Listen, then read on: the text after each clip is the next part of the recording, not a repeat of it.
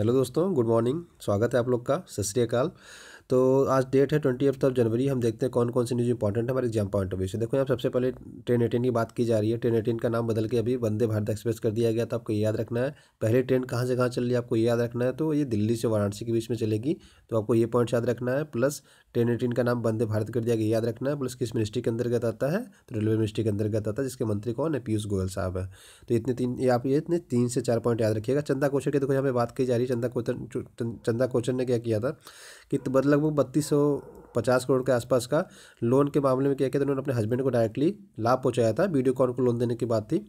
तो क्योंकि आपको पता है कि आईसीआईसी बैंक की क्या थी, चेयरपर्सन भी रही हैं, तो उस टाइम पीरियड में उन्होंने क्या किया, 3250 करोड़ रुपए का लाभ पहुंचाया, मतलब धोखाधड़ी की है वीडियोकॉन को लोन देने में। इन गलत तरीके से लोन दिया गया। तो ये चीज़ इसमें इनके इनके मतलब इनके खिलाफ कही गई है। तो देखो बस इतना सा पॉइंट्स आप याद रखिए। बाकी इसमें क्वेश्चन ऐसे बनने के चांसेस डायरेक्टली नहीं है कि हमारे एग्जाम में क्वेश्चन ऐसे डायरेक्टली बन जाएंगे। तो ये चीज़ याद रखिए। देखो वेनेजुला, यहाँ पे वेनेजुला को लेकर दिया गया है बात। देखो वेनेजुला के राष्ट्रपति कौन है ये भी नहीं जानने की जरूरत है। वेनेजुला का आपको फिजिकल मैप देखने की जरूरत है, मतलब फिजिकल और पॉलिटिकल। उसके पड़ोसी देश कौन से पहाड़ है, कौन सी नदियाँ, वो exam point of view important है। कोई कहता है इससे ये डायरेक्टली मेंस में क्वेश्चन बनेगा। देखो ऐसे मेंस में डायरेक्टली क्वेश्चन बनने के चांसेस ना के बराबर होता है, क्योंकि देखो इसको स्टेट्स को लेकर डायरेक्ट मतलब यूपीएससी डायरेक्ट क्वेश्चन नहीं पूछता है कि इस देश में ऐसी चीज़ें हुई तो इससे क्या हुआ। बहुत सारे आपको लोग ऐसे भी मिल जाएंगे जो कहेंगे कि यहाँ से डायरेक्टली ऐसे क्वेश्चन बन सकता है कि इसमें तेल सस्ते हो जाएंगे तो भारत को फायदा होगा। भारत देखो एक देश पे डिपेंड नहीं रहा है, तो भारत एक देश से ऐसे डायरेक्टली जुड़ा भी नहीं रहता है।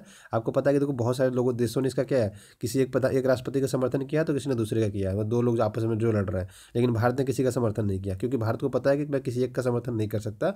ये आपको भारत ने अपने पड़ोसी देशों को झेल के देकर रखा है। चाहे आप नेपाल की बात कर लीजिए, चाहे आप बांग्लादेश की बात कर लीजिए, चाहे मालदीव की बात कर लीजिए, या फिर आप श्रीलंका की बात कर लीजिए। सब में यही रहा है कि भारत एक पर्सन को क्या करता था, पहले तवज्जो देता था और एक को नहीं देता था।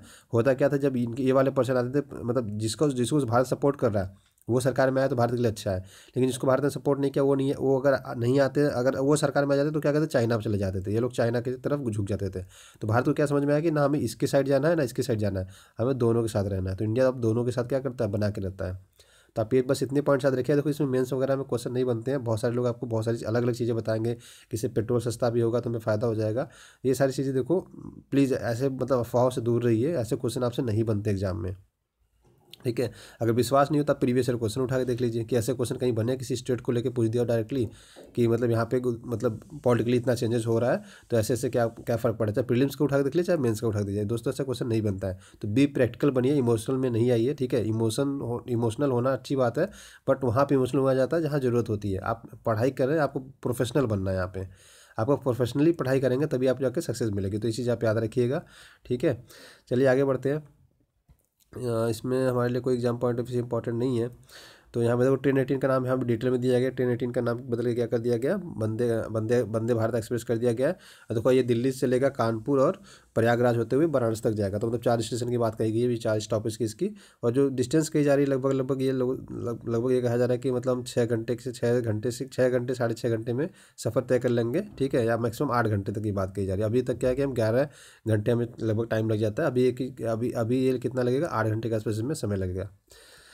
तो चलिए आगे बढ़ते हैं। मन की बात करें। देखो मन की बात में मतलब सारी चीज़ें बता दी कि मोदी जी मतलब प्रधानमंत्री मोदी जी ने मन की बात कही। उसमें मैंने देखो चंद्रयान 2 के बारे में आपको डिस्कस किया। आज का जो न्यूज़ डिस्कस करने दोस्तों 28 तारीख का, प्लीज़ देख लीजिए उसको। और उन्होंने देखो बहुत सारे देखो बहुत जितनी बातें कही उन्होंने लगभग सारी मैंने उसमें डिस्कस कर रखी है। तो आप प्लीज़ वहाँ पर अगर देखेंगे तो आपको वहाँ पर सारी मिल जाएगी। जैसे अगर मैं एग्जाम्पल थ्रू बता दूँ तो सुभाष चंद्र बोस के बारे में कहा गया, आज़ाद हिंद फौज के बारे में उन्होंने बातें कही, राष्ट्रीय बाल पुरस्कार के बारे में बातें कही उन्होंने, और शौचालय के बारे में बातें की। शौचालय मुक्ति की बात हमने की थी, ठीक है। हैशटैग माई इज्जत घर की बात कही थी उन्होंने, तो वो भी हमने डिस्कस किया। चंद्रयान 2 की बात कही उन्होंने, वो भी हमने डिस्कस किया था, ठीक है। तो ये सारे अपनी बात किया। और परीक्षा पे चर्चा 2.0 की बात कही गई, तो वो भी मैंने आपसे किया था कि MHRD के अंतर्गत आता है। तो देखो लगभग सारे पॉइंट्स मैंने वहाँ पे डिस्कस किया दोस्तों। तो ये करीब 20 मिनट के आसपास का वीडियो है, प्लीज़ उसको जाकर जरूर देखिए।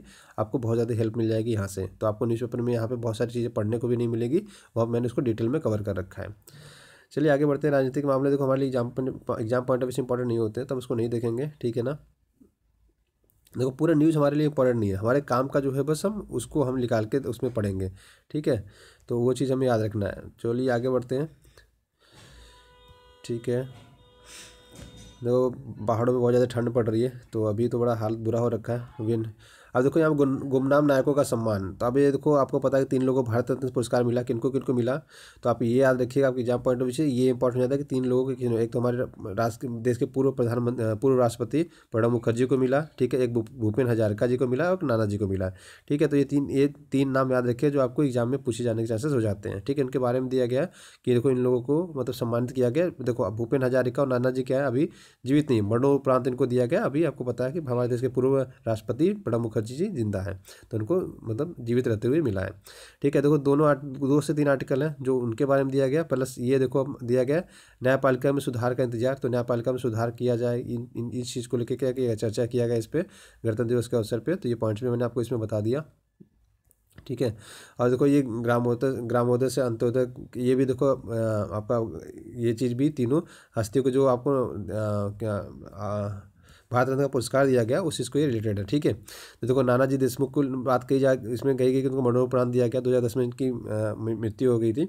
उसके साथ साथ इनमें प्रणब मुखर्जी की चर्चा की गई है, प्लस आपका भूपेन हजारिका जी के बारे में बातें कही गई हैं, ठीक है। तब इनके बारे में एक बार जानना हो तो क्यों कौन लोग थे, ठीक है, आपको जयप्रकाश नारायण जी के बारे में भी इसमें पढ़ने को मिल जाएगा।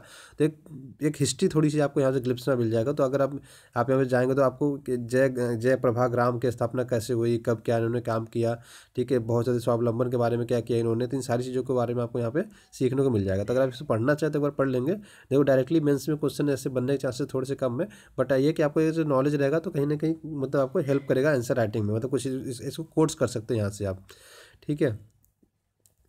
अब चलिए आगे बढ़ते हैं, ठीक है। तो अब मनी बिल के बारे में देखो यहाँ पे दिया गया है, तो मैं इसको डिटेल में देखो पढ़ के ही करता हूँ क्योंकि ये थोड़ा सा इंपॉर्टेंट हो जाता है, लोगों को समझ में भी नहीं आता, तो इसको मैं आपको जूम करके आपको मैं पढ़ के ही दिखाता हूँ कि इसमें क्या है, ठीक है। देखो मनी बिल क्या है, सबसे पहले यहाँ पे दिया गया, देखो भारतीय संविधान में मनी बिल या वित्त विधेयक से संबंधित विस्तृत प्रावधान है। इसमें क्या होता है, देखो मनी बिल को आप लोकसभा में, मेनली लोकसभा में क्या करा जाता है, प्रस्तुत किया जाता है। जब भी मनी बिल होता है तो उसको सिर्फ लोकसभा में ही पेश किया जाता है, और उसके बाद लोकसभा से पास करने के बाद राज्यसभा में भेजा जाता है। राज्यसभा के पास 14 डेज होते हैं। राज्यसभा चाहे तो कोई संशोधन का सुझाव दे सकती है या फिर बिना सुझाव दिए वापस कर सकती है, या तो अपने पास रख सकती है। अगर अपने पास रखेगी तो ये मान लिया जाता है लोकसभा के द्वारा कि इन्होंने बिल मान लिया है, ओके है। अगर इन्होंने 14 दिन के पहले अगर सिफारिश करके दे दी भैया ये चेंज करो, तो लोकसभा के ऊपर डिपेंड करता है कि ये माने चाहे ना माने। उसके बाद इन्होंने अगर कोई संशोधन किया भी बिना भेज देंगे तब भी एक्सेप्ट कर लिया जाता है। तो मतलब इसमें क्या है कि शक्ति किसके पास है, लोकसभा के पास है। अब देखो संसद होता है, ठीक है, हमारे एक संसद होता है, जिनको नहीं पता उनको बता दे रहे हैं। एक होता है आपका राज्यसभा, राज्यसभा को अपर हाउस बोलते हैं, आप ये भी याद रखिएगा। उसके अलावा होता है लोकसभा।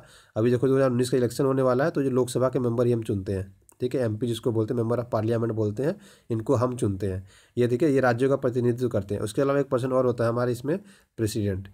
देखो लोकसभा राज्यसभा से बिल पास होता है, फाइनली प्रेसिडेंट साइन करता है, तब जाके कोई बिल क्या बोलता है, विधेयक बन जाता है, जिसको एक्ट बोलते हैं, ठीक है, तो विधेयक बन जाता है। तो ये पूरा संसद का पार्ट कौन कौन है, राज्यसभा, लोकसभा और प्रेसिडेंट है। तो लोकसभा प्लस राज्यसभा जब बिल पास हो जाता है तो प्रेसिडेंट के पास साइन करने के लिए भेजा जाता है। तो फाइनल जब प्रेसिडेंट किसी भी राजपत्र पर साइन कर देते हैं तो वो एक्ट बन जाता है, कानून बन जाता है। तो इतने पॉइंट्स आप याद रखिएगा, ठीक है। आगे बात करते हैं। देखो 109 में इस मनी बिल को पारित करने की प्रक्रिया के बारे में दिया गया है, और 110 में इस विधेयक बिल को मनी बिल तभी माना जाएगा जब मनी बिल कब कहा जाता है। तो इसमें एक चीज़ कही गई, देखो टैक्स लगाने की बात कही गई हो, टैक्स हटाने की बात कही गई हो, टैक्स कम करने की बात कही हो, टैक्स को रेगुलेट करने की बात कही गई हो। अगर ये सारे प्रावधान होते हैं तो हम उसको क्या कहेंगे, मनी बिल कहेंगे। ये आर्टिकल 110 में ये चीज़ कही गई है।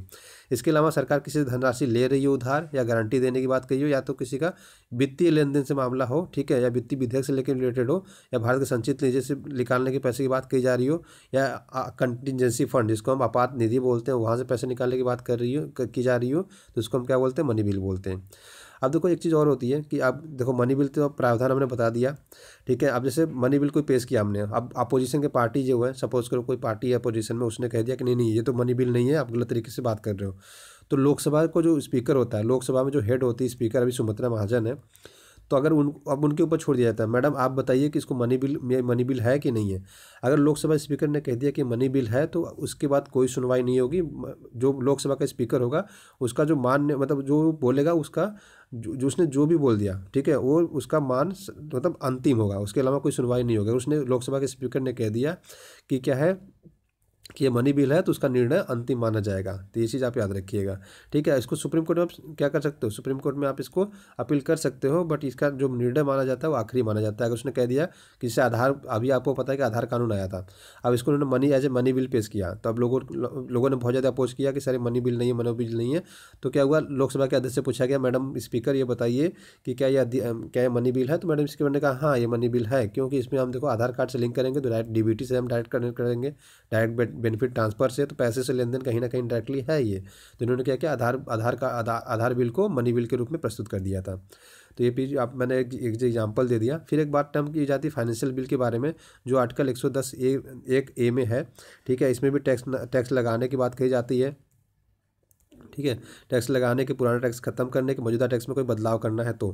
अब ये चीज़ इसमें कही जाती है, देखो अगर आप मनी फाइनेंस बिल अगर है, ठीक है, एक फाइनेंस बिल जो होता है एक मनी बिल जैसा ही होता है, ठीक है। तो ये भी पॉइंट याद रखिएगा, जिसमें एक आर्टिकल 117(1) में इसके तहत किया गया है कि देखो राष्ट्रपति की सिफारिश के साथ ही क्या होगा, लोकसभा में इसको पेश किया जाता है। तो आप ये भी याद रखिएगा, ठीक है। और अगर बिल पेश होने के बाद इसका कोई विरोध नहीं किया जा सकता, ये भी इसमें बात कही गई है। और दोनों सदनों में क्या होना चाहिए, ये 75 दिनों के अंदर पास भी होना चाहिए। देखो दो टर्म्स यूज हो जाते हैं यहाँ पे, मनी बिल और फाइनेंस बिल। मैं आपको एक टर्म समझाना चाह रहा था पे मनी बिल, तो ऐसा कर तो मनी बिल पहले आपने समझ लिया होगा, क्योंकि दोनों टर्म समझने में कन्फ्यूजन बहुत ज़्यादा होगा।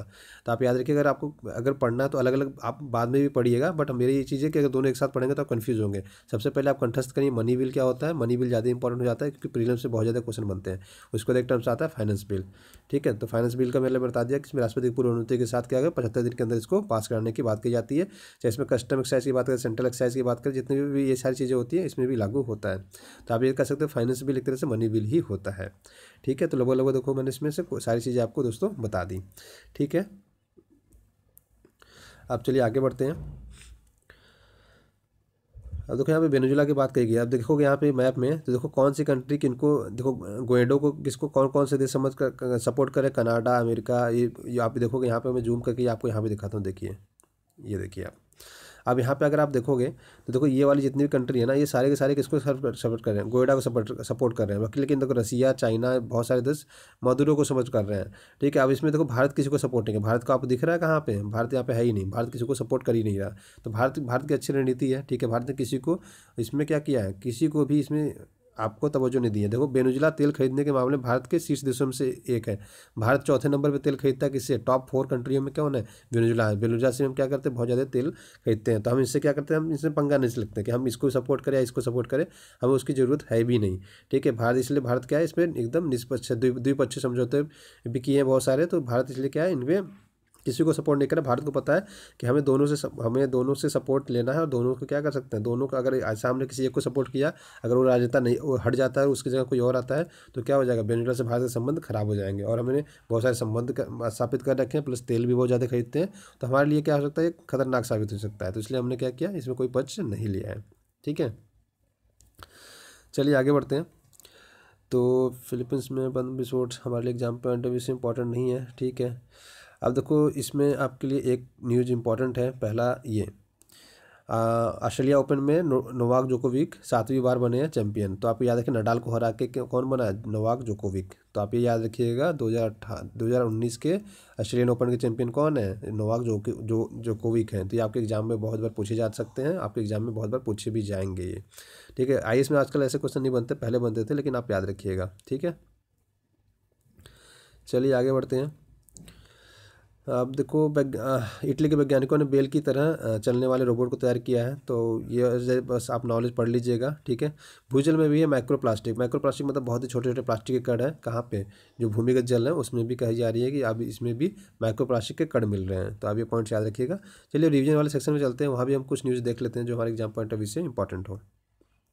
ठीक है दोस्तों, स्वागत है आप लोग का। तो रिवीजन वाले सेक्शन में देखते हैं, हम थोड़ा जल्दी जल्दी रिवीजन करेंगे, ठीक है। तो क्योंकि बहुत ज़्यादा टाइम चला जाता है इसमें। तो लैंड एरिया की बात करें तो सबसे बड़ा कौन है, एशिया है। और उसके बाद सबसे छोटा अफ्रीका है, सॉरी एशिया है, ठीक है, ऑस्ट्रेलिया है। तो ये याद रखिए कि लैंड के हिसाब से जो महाद्वीप की बात करें, सबसे बड़ा महाद्वीप एशिया है, सबसे छोटा महाद्वीप ऑस्ट्रेलिया है। तो ये पॉइंट याद रखिएगा। पॉपुलेशन के हिसाब से देखो तो सबसे बड़ा तब भी एशिया है, और लेकिन एरिया के हिसाब से मतलब एरिया के हिसाब से देखो ऑस्ट्रेलिया सबसे छोटा था, पॉपुलेशन के हिसाब से अंटार्कटिका है। अंटार्कटिका इसलिए जाएगा क्योंकि तो बर्फ़ जमी है, कोई रहता नहीं है। ये देखो हमने अभी 28 तारीख की न्यूज़ डिस्कशन में पूरा इसको पूरी कंट्री को देखा है। तो आप अभी प्लीज़ वो वाला भी वीडियो देखिए जो हमने अभी करंट अफेयर न्यूज़ की हम बात करते हैं, उसमें मैंने इसको एक एक करके पूरा डिटेल में इसको डिस्कस किया, तो प्लीज़ उसको वहाँ पे देखिएगा। ठीक है, अर्जेंटीना की बात करें तो देखो ब्यूनस आयर्स की क्या है, कैपिटल है।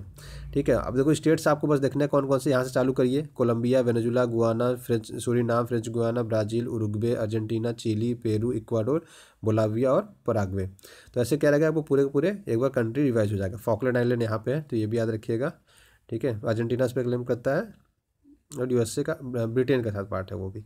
बात करें यहाँ पे देखो भूटान के, तो देखो भूटान के पड़ोसी राज्य कौन कौन से हैं जो भारत के बॉर्डर शेयर करता है, तो सिक्किम करता है, वेस्ट बंगाल करता है, असम करता है, अरुणाचल प्रदेश करता है। और सिक्किम एक ऐसा राज्य है, अरुणाचल प्रदेश एक ऐसा राज्य है, और वेस्ट बंगाल ऐसा राज्य है जो 3 देशों से बॉर्डर शेयर करता है। देखो यहाँ पे, तो यहाँ बांग्लादेश से शेयर करता है वेस्ट बंगाल, भूटान, यहाँ पे नेपाल से। सिक्किम की बात करें तो वो तीनों से करता है, चाइना, नेपाल, भूटान। अरुणाचल प्रदेश भी देखोगे तो तीनों से शेयर करता है, भूटान, चाइना और म्यांमार से। ठीक है, ये बात चीज़ें बता दी हमने। अर्जेंटीना हमने देख लिया। उसके बाद मलावी की बात करें, देखो एक साउथ अमेरिका की कंट्री है, इसकी राजधानी क्या है, लिलोंग्वे है। ठीक है, तो याद रखिएगा इसकी कंट्री की बात करें तो बॉर्डर शेयर करता है जिम्बाब्वे के साथ, जाम्बिया के साथ, और मोजाम्बिक के साथ, और तंजानिया के साथ। ठीक है, तो याद रखिएगा तंजानिया, जाम्बिया और मोजाम्बिक के साथ बॉर्डर शेयर करते हैं। उसके बाद ये वाली कंट्री हमने देखो लगभग देख ली है, नॉर्थ सेंट्रल अमेरिका की कंट्री है ये। ठीक है, तो ये भी पॉइंट याद रखिए। वेनेजुला देखो यहाँ पे याद रखिएगा कि ये आपके लिए इंपॉर्टेंट है। इसके पड़ोसी देखो देशों को देखो तो कोलंबिया है, इधर ब्राज़ील है, इधर गुयाना है। तो आप ये चीज़ याद रखिएगा, आपसे एग्जाम पॉइंट ऑफ व्यू से आपसे क्वेश्चन यहाँ से बन सकते हैं। ठीक है, उसके बाद जिम्बाब्वे की बात करें, देखो जिम्बाब्वे के पड़ोसी देश कौन कौन से हैं, जाम्बिया, बोत्सवाना, दक्षिण अफ्रीका और मोजाम्बिक। आगे बढ़ते हैं, बोत्सवाना की बात करें, देखो बोत्सवाना, नामीबिया, दक्षिण अफ्रीका, जिम्बाब्वे और हल्ला सा बाजरा आपका जम्बिया से लगता है बोत्सवाना का। तो ये भी पॉइंट याद रखिए, आपको एग्जाम में पूछे जाने के चांसेस हो जाते हैं। बात करें देखो पर्शियन गल्फ कंट्री की, तो देखो यहाँ पे कुवैत, बहरीन, कतर, यूएई, ये क्या है, पर्शियन गल्फ कंट्री है। तो आप ये पॉइंट याद रखिएगा, और ईरान भी है। चलिए आगे बढ़ते हैं, ये हमने डिस्कस कर लिया। फ्रांस की बात करें तो फ्रांस की देखो यहाँ पे लगभग हमने बात कर रखी है। तो बे ऑफ बिस्के कहाँ पे है, इंग्लिश चैनल, यूनाइटेड किंगडम और फ्रांस के बीच में बे ऑफ बिस्के अटलांटिक ओशियन में है, और फ्रांस से बॉर्डर शेयर होता है इसका। मेडिटेरियन सी से भी फ्रांस की बॉर्डर शेयर होती है। Spain, Italy, Switzerland, Germany, Luxembourg, ठीक है, बेल्जियम, ये सारे क्या है इसके पड़ोसी देश हैं। आगे बढ़ते हैं, ये देखो कॉन्टिनेंट से मैंने बता रखा है, north America, south America, Africa, Europe, Australia और आपका एशिया। ये सारे आप कॉन्टिनेंट याद रखिएगा। टोटल कितने कॉन्टिनेंट है, अंटार्कटिका। ठीक है, टोटल 7 कॉन्टिनेंट है। आपके एग्जाम पॉइंट ऑफ व्यू से इंपॉर्टेंट हो जाता है, तो इसको भी याद रखिएगा। पोलैंड की बात करें, देखो जर्मनी, चेक गणराज्य, स्लोवाकिया, यूक्रेन, बेलारूस, लिथुआनिया और कालिनिनग्राद जो कि रसिया का पार्ट है। तो याद रखिए टोटल 8 राज्यों से घिरा है, नहीं 7 राज्यों से घिरा है। ठीक है, तो ये चीज़ याद रखिएगा। आगे बढ़ते हैं, युगांडा की बात करें, देखो युगांडा के पड़ोसी देश कौन से, दक्षिण Sudan, Congo, Rwanda, Tanzania, Kenya. ठीक है, तो ये चीज़ याद रखिएगा आप। रसिया देखो 14 देशों के साथ बॉर्डर शेयर करता है, तो आपको याद रखना है। मंगोलिया 2 देशों के साथ बॉर्डर शेयर करता है, कौन कौन से, चाइना और रसिया के साथ। ठीक है, आगे बात करते हैं केन्या के, देखो केन्या तंजानिया से बॉर्डर शेयर करता है। विक्टोरिया झील से विक्टोरिया झील से भी इसकी बॉर्डर लगता है। युगांडा, दक्षिण सूडान, इथोपिया और सोमालिया से अपना बॉर्डर शेयर करता है। केन्या की अगर राजधानी की बात करें तो इसका राजधानी क्या है, नैरोबी है। तो ये पॉइंट्स आप याद रखिएगा। गल्फ ऑफ मन्नार, पाकवे, भारत और श्रीलंका के बीच में याद रखिएगा। नॉर्थ मोस्ट इसका पॉइंट है कौन सा, आपका याद रखिए जाफना। राष्ट्रपति मैत्रीपाल सिरिसेना, प्रधानमंत्री रानिल विक्रमसिंघे है। अब फारस की खाड़ी की बात करें, देखो इसकी Bahrain, Qatar, UAE, Iran, Kuwait, ये याद रखिएगा। पर्शियन गल्फ जिसको बोलते हैं, फारसी खाड़ी। तो याद रखिए, मैंने अभी जस्ट पहले ही आपको बताया। बाकी मैंने ये बता रखा था कोई ये मैक्सिको का बॉर्डर जिसपे डोनाल्ड ट्रंप क्या कहते हैं, दीवार बनाने की बात करते हो, तो यहाँ से देखो क्वेश्चन बनने के चांसेस बढ़ जाते हैं। तो गल्फ ऑफ मैक्सिको यहाँ पे, कैलिफोर्निया की खाड़ी यहाँ पे है, युगाटान चैनल यहाँ पे है, युगाटान प्रायद्वीप यहाँ है, फ्लोरिडा प्रायद्वीप, फ्लोरिडा चैनल। ठीक है, क्यूबा, हैथी, ठीक है, क्यूबा ये हैथी ये है, जमैका यहाँ पे या जमैका चैनल है, विंडवर्ड पैसेज आगे है। ठीक है, डोमिनिकन रिपब्लिक है, उससे आगे आप मोना पैसेज मिलेगा आपको। तो ये सारे आप पॉइंट्स यहाँ पे देखते रहिएगा। बाकी lake superior, Michigan, Huron, eerie, Ontario, ये 4 का बॉर्डर यूएसए के साथ और कनाडा के साथ शेयर होता है, लेकिन मिशिगन कहाँ है, बस यूएसए में है। तो आप ये पॉइंट्स भी याद रखिएगा। ब्लैक सी की बात करें, देखो ब्लैक सी के बॉर्डर जिसका लगता है, टर्की से लगता है, बुल्गारिया से लगता है, रोमानिया से लगता है, यूक्रेन से लगता है, रसिया से लगता है और जॉर्जिया से लगता है। तो 6 देशों के साथ इसका बॉर्डर लगता है, तो याद रखिएगा। ठीक है, टर्की भी याद रखिएगा। ठीक है, टर्की के बॉर्डर किससे किससे लगती है, Syria, Iran, Iraq, Azerbaijan, Armenia, Georgia, Bulgaria और ग्रीस। टोटल 8 देशों से इसका बॉर्डर लगता है। तो ये पॉइंट्स आप याद रखिए, एग्जाम में पूछे जाने के चांसेस बहुत ज़्यादा हो जाते हैं। आगे बढ़ते हैं, आगे बढ़ेंगे सुलूसी मैंने बताया था फिलीपींस और आपका मलेशिया के बीच में है, ठीक है। सेलेबस सी फिलीपींस और आपका इधर इसका इंडोनेशिया के बीच में। यहाँ पे स्टेट ऑफ मलक्का है, आप याद रखिएगा, ठीक है। मलेशिया और सुमात्रा के बीच में। यहाँ सुंड्रा स्टेट है, सुंड्रा स्टेट आपका सुमात्रा और जावा द्वीप के बीच में है। यहाँ पे आपका जावा सागर है और इधर आपका इंडियन ओशियन है। तो आपसे क्वेश्चन देखो यहाँ पे बन सकते हैं, तो आप ये चीज़ याद रखिएगा। और एक चीज़ और याद रखिएगा, ये स्टेट ऑफ मलक्का आपका पैसिफिक ओशियन को इंडियन ओशियन से जोड़ता है। ये भी क्वेश्चन आप बन सकते हैं आपसे, तो ये पॉइंट्स याद रखिए। मैंने लगभग इसमें सारा आपका रिवीजन करा दिया है। कांडला कहाँ है, दीनदयाल जिसको बोलते हैं, ये गुजरात में है। ग्वादर पाकिस्तान में। चाबहार बंदर अब्बास आपका ईरान में है, तो याद रखिएगा। कैस्पियन सागर की बात करें तो आपका रसिया, ईरान, अजरबैजान, कजाकिस्तान, तुर्कमेनिस्तान से बॉर्डर लगता है। उज्बेकिस्तान से इसका बॉर्डर नहीं लगता कैस्पियन सागर से। तो ये पॉइंट्स आपके एग्जाम पॉइंट ऑफ व्यू से इंपॉर्टेंट है। आगे बात करते हैं अफगानिस्तान की। तो देखो टूट से मैंने बोला था, याद रखिएगा, तुर्कमेनिस्तान, उज्बेकिस्तान और तजाकिस्तान, टूट से, ठीक है। सबसे पहले टू से तुर्कमेनिस्तान आ जाएगा, यू से उज्बेकिस्तान, टी से तजाकिस्तान। उसके बाद ईरान, पाकिस्तान, इंडिया और चाइना, ये अफगानिस्तान क्या है, पड़ोसी देश हैं। डेनमार्क की बात करें तो देखो डेनमार्क के दो पड़ोसी देश हैं, जर्मनी और स्विट्जरलैंड। तो याद रखिए जर्मनी है और स्विट्जरलैंड है। इसका जो किस सागर से भी लगता है, बाल्टिक सी से लगता है। तो ये भी याद रखिए, एग्जाम पॉइंट ऑफ व्यू से इंपॉर्टेंट हो जाता है।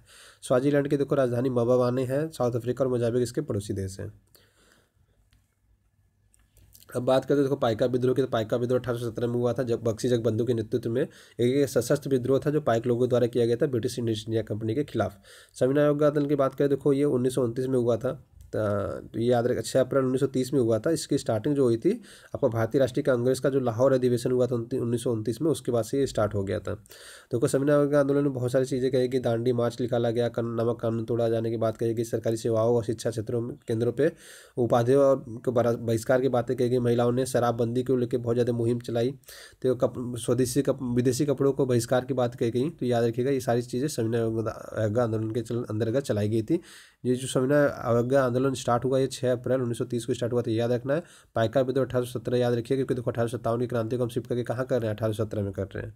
तो ये पॉइंट्स आप याद रखिएगा। और इसके बाद करते हैं हिस्ट्री की। तो देखो हिस्ट्री में आपका गुरु नानक देव जी ने लंगर प्रथा की स्थापना की थी। सिख धर्म की स्थापना, लंगर प्रथा की स्टार्टिंग की थी और सिख धर्म की स्थापना की थी। गुरु अर्जुन देव ने किया गया था, स्वर्ण मंदिर की नींव रखी थी और गुरु ग्रंथ साहिब का संकलन किया था। गुरु हरगोविंद सिंह ने क्या किया था, खालसा पंथ की स्थापना की थी, सॉरी अकाल तख्त की स्थापना की थी, ठीक है। और उसके बाद गुरु तेज बहादुर सिंह को औरंगजेब ने सर कटवा दिया था और गुरु गोविंद सिंह ने क्या किया था, खालसा पंथ की स्थापना की थी। अंतिम गुरु ने क्या किया था, खालसा पंथ की स्थापना की थी। तो ये चीज़ याद रखिएगा। आरबीआई की बात करें, देखो आरबीआई 1 अप्रैल 1935 को बना था। आरबीआई अधिनियम 1934 के तहत कोलकाता इसका हेडक्वार्टर था। 1937 में इसका हेडक्वार्टर चेंज करके मुंबई कर दिया गया था। इसके जो गवर्नर होता है, उसका हेड होता है, वही उसकी नीतियों का निर्धारण भी करता है। 1949 में इसका राष्ट्रीयकरण कर दिया गया, तब से उसका भारत सरकार का पूर्ण स्वामित्व इस पर प्राप्त हो गया था। पॉलिटी में बात करें, देखो आर्टिकल 123 की बात की थी मैंने, तो राष्ट्रपति को अध्यादेश जारी करने की शक्ति देता है। और उसका बजट, इसके 3 सत्र होते हैं, बजट सत्र, मानसून सत्र, शीतकालीन सत्र। नागालैंड की बात करते हैं, 1 अप्रैल 1963 को क्या होता है, नागालैंड दिवस के रूप में मनाया जाता है। और इनके फेस्टिवल का नाम क्या है, हॉर्नबिल फेस्टिवल। हॉर्नबिल एक पक्षी, जिसमें बहुत ही श्रद्धा और सम्मान से इसको देखते हैं ये लोग। अध्यादेश जारी करने के बाद मैंने बता दिया, अध्यादेश की देखो जो अवधि होती है वो 6 मंथ तक होती है। जैसे ही संसद चालू होता है, आपको 6 हफ्ते के अंदर इसको क्या करना होता है, पास करना होता है। अब यहाँ पे देखो साइंस टेक्नोलॉजी में बात करें तो कोई एसएलवी नहीं पढ़ना है आपको, पीएसएलवी भी याद रखना है, जीएसएलवी याद रखना है और जीएसएलवी 3 रखना है। ये 1750 किलो तक के पेलोड को ले जा सकता है, ये 2250 और ये लगभग 4000 किलो तक के सेटेलाइट्स को ऊपर ले जा सकता है। बात करते हैं देखो इसमें अग्नि देखो अग्नि 5 याद रखना है, क्या इंटरकॉन्टिनेंटल बैलिस्टिक मिसाइल है। आपसे यहाँ से क्वेश्चन बन सकते हैं। बैलिस्टिक का मतलब बताया था सरफेस से जो मार करता है उसको बैलिस्टिक बोलते हैं। आगे बात करते हैं यूनेस्को की। देखो यूनेस्को का हेडक्वार्टर कहाँ है, पेरिस में है। इसका जो गठन हुआ था 16 नवंबर 1945 को हुआ था। इसका कार्य और उद्देश्य याद रखिएगा, शिक्षा, संस्कृति, अंतर्राष्ट्रीय सहयोग को आदि शांति के रूप में बढ़ावा देना है। इसका अगर फुल फॉर्म याद रखते हैं तो आपका क्वेश्चन ऐसे ही सॉल्व हो जाता है। देखो यूनेस्को का फुल फॉर्म है United Nation Educational Scientific and Cultural Organisation, तो आपको उससे ही पता चल जाता है। बात करते हैं ब्रिक्स की। तो शुरू में नाम इसका 16 जून 2009 को स्थापना हुआ था। शुरू में इसका नाम ब्रिक था। ब्राज़ील, रसिया, इंडिया और चाइना थे। 2010 में क्या हुआ, ब्राज़ील, रसिया, चाइना, इंडिया के साथ साथ साउथ अफ्रीका ऐड हो जाता है। और इसका जो 10वां समिट होता है तो ये साउथ अफ्रीका जोहान्सबर्ग में है हुआ। तो जब जैसे साउथ अफ्रीका ऐड होता है इसका नाम ब्रिक्स पड़ जाता है। पहले ब्रिक होता है तो फिर ब्रिक्स हो जाता है। इसका एक बैंक है न्यू डेवलपमेंट बैंक, जिसको ब्रिक बैंक के नाम से पहले जानते थे, अभी इसका नाम ब्रिक्स बैंक है, जिसमें वोटिंग राइट और शेयर सबका बराबर होता है। ये आर्मी की कुछ एक्सरसाइज है दोस्तों, इसको प्लीज़ पढ़ते रहिएगा, ठीक है। आगे बात करते हैं राष्ट्रीय उद्यान की। देखो मध्य प्रदेश में कान्हा राष्ट्रीय उद्यान, बांधवगढ़, पेंच राष्ट्रीय उद्यान, कोलो पालमपुर कहाँ पे, एमपी में है। उसके बाद उत्तर प्रदेश की बात करें तो दुधवा नेशनल पार्क है। गिर वन्यजीव अभयारण्य की बात करें तो कहाँ पे, गुजरात में है। संजय गांधी और वाल्मीकि दोनों कहाँ है, बिहार में है।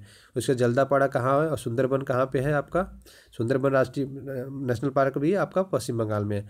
उत्तराखंड की बात करें देखो Nanda Devi national park, Jim Corbett, Rajaji और tiger reserve, Corbett tiger reserve कहाँ पर, उत्तराखंड। देखो इसमें कुछ ऐसे भी हैं जो मैंने ऐड नहीं किया, जानबूझ के रीजन ऐड नहीं किया, क्योंकि जब मैं यहाँ पे बोलूँ तो आपको एटलीस्ट पता चले। जब आप न्यूज़पेपर देखेंगे तो न्यूज़पेपर मैंने ऐड कर रखा है वहाँ पे 28 वाले आज की तारीख के अगर न्यूज़पेपर देखेंगे तो आपको मैंने यहाँ इससे ज़्यादा वहाँ पे ऐड कर रखे हैं।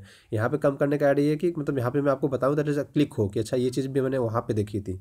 ठीक है, चलिए आगे बढ़ते हैं। इंपॉर्टेंट डे की बात करें, देखो 21 जून को इंटरनेशनल योगा डे मनाते हैं। 23 सितंबर को प्रधानमंत्री जन आरोग्य योजना के नाम से मनाते हैं, या नेशनल हेल्थ प्रोटेक्शन स्कीम्स के नाम से भी हम इसको सेलिब्रेट करते हैं। 24 जनवरी को पूरे भारत में राष्ट्रीय बालिका दिवस के रूप में मनाया गया। अंतर्राष्ट्रीय बालिका दिवस हर साल 11 अक्टूबर को मनाते हैं। 25 जनवरी को 25 जनवरी को हम क्या मनाते हैं, 25 जनवरी को हम मतदाता दिवस मनाते हैं, तो आप ये भी याद रखिए 25 जनवरी को हम राष्ट्रीय मतदाता दिवस भी मनाते हैं। और 23 जनवरी को सुभाष चंद्र बोस जयंती मनाते हैं, तो आप ये भी पॉइंट्स याद रखिएगा। राफेल 36 ले रहे हैं रसिया से, फ्रांस से। रसिया से हम S-400 ले रहे हैं। असम पहला राज्य बना एनआरसी कराने वाला, national register of citizen of India. Bogibeel की बात करें तो देखो ये बोगीबिल रेल सह सड़क पुल है, याद रखिएगा ब्रह्मपुत्र नदी में बना है। 4.9 किलोमीटर का एशिया का सबसे लंबा रेल और सड़क पुल है। कहाँ पे, असम में है, तो आप ये भी याद रखिएगा, असम में आपसे क्वेश्चन बन सकता है।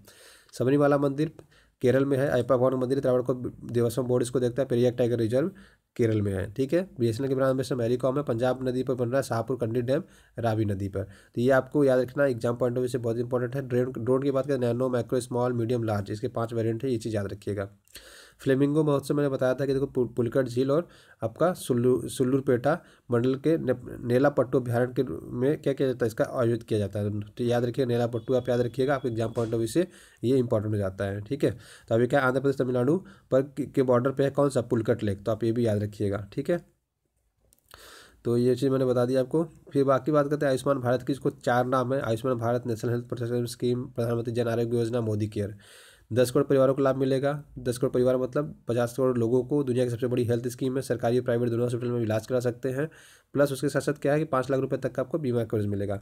प्रधानमंत्री आवास योजना की बात करें तो हाउसिंग फॉर ऑल 2022 तक क्या करना है, सबको घर प्रोवाइड कराना है। ये चीज़ आप याद रखिएगा, आपसे एग्जाम में पूछे जाने के चांसेस यही से बन जाते हैं। आगे बात करते हैं, देखो पागा हार्नबिल फेस्टिवल कहाँ का, अरुणाचल प्रदेश का, ये चीज़ याद रखिएगा। ठीक है, तो ये चीज़ याद रखिए, हार्नबिल को संरक्षण को लेकर इसमें मुहिम चलाई जा रही है। तो देखो हार्नबिल फेस्टिवल बस पूछे तो नागालैंड का है, पागा हार्नबिल फेस्टिवल पूछे तो अरुणाचल प्रदेश का है, तो ये चीज़ याद रखिएगा।